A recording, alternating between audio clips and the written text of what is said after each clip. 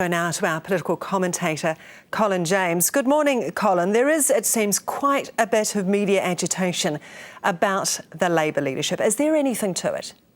Well, it's not just media agitation. There is unease to disgruntlement among some MPs. Even David Shearer's backers acknowledge that there are some gaps in his performance as leader. So there is something there. Is it yet organised? No, I don't have any firm evidence that it's organised, and it would need to be, I think, to make the change, because I don't see David Shearer simply rolling over. OK, so if David Shearer stands down or is ousted, I guess, Colin, that brings us to the who and the when, doesn't it? It does, and that's the problem that the Labour Party faces. The obvious who is David Cunliffe, but he's seen by many in the party as divisive, and that would flow on to his impact on the public generally. The alternative then is Grant Robertson, but Grant Robertson is not ready, and he would say he's not ready. And so if you're going to be a change, in addition, those two represent different segments or different tendencies in the party, so that if there is to be a change, it has to be, as one person said to me, it has to be one that unifies the party. So in some way, probably those two, Grant Robertson and David Cunliffe, would have to work out something together, one as leader and the other as deputy leader. But that would be very difficult to do, not impossible. Then you look at, are there other possibilities? Andrew Little, well, people say he's not welcome in parts of the party. Jacinda Ardern, well, she's 5 years away. She's certainly got most of what it takes, but she's not there yet. Is there a dark horse? Well, David Shearer was a dark horse, so you never say never in politics.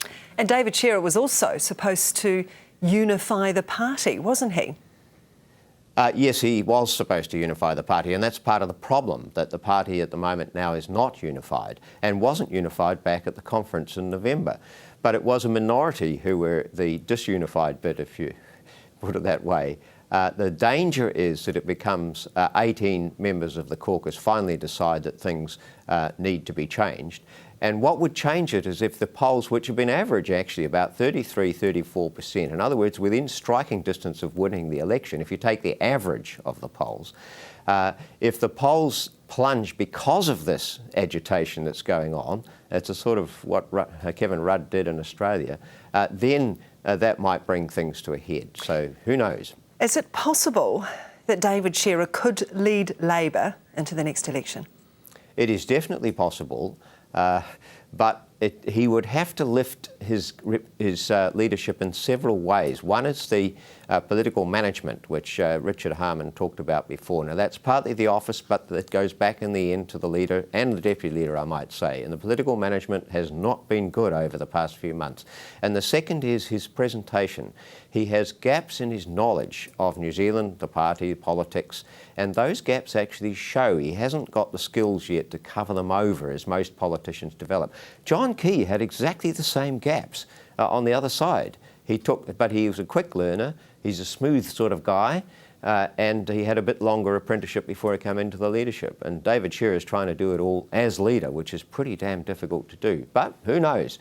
I'm not betting either way. All right, Colin James, political commentator, thank you.